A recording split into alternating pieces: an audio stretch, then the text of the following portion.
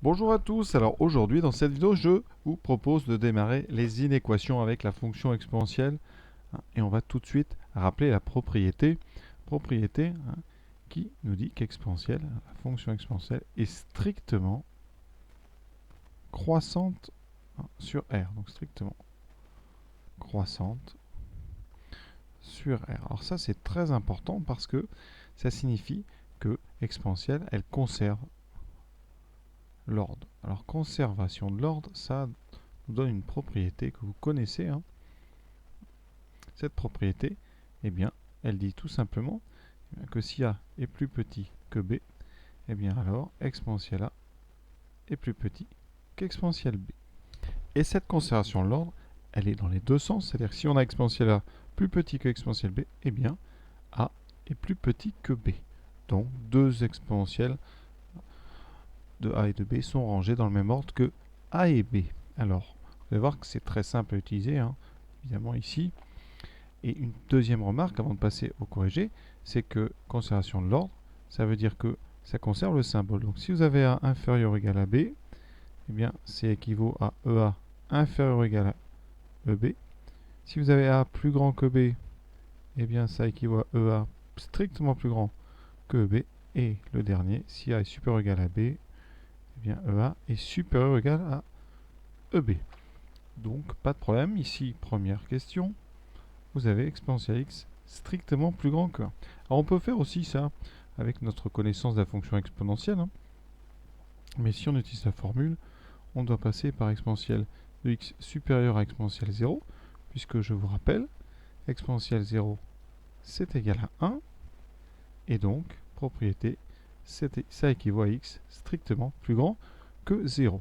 Donc, si on veut résoudre, eh bien ça fait s égale donc 0 plus l'infini. Ouvert évidemment à 0 puisqu'on a du strict.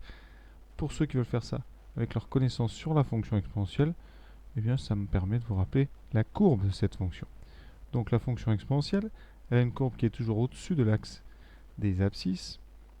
En 0 ça vaut 1 et elle est comme ça, vous voyez, strictement croissante. Et donc, là, ce qui nous intéresse dans cette équation, c'est quand est-ce que la fonction exponentielle est plus grande que 1. Donc je trace la droite l'équation y égale 1.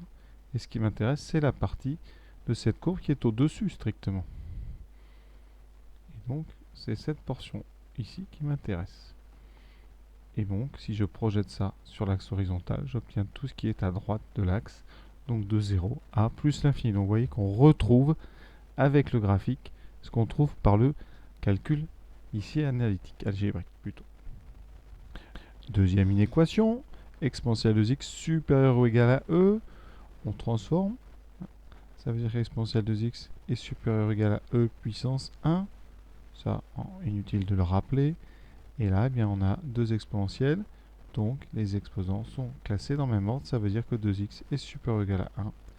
Ce qui nous dit que x est plus grand que 1,5. Donc, les solutions, c'est l'intervalle fermé 1,5 plus l'infini. Alors, troisième inéquation. Eh bien, on va pas faire de floriture ici.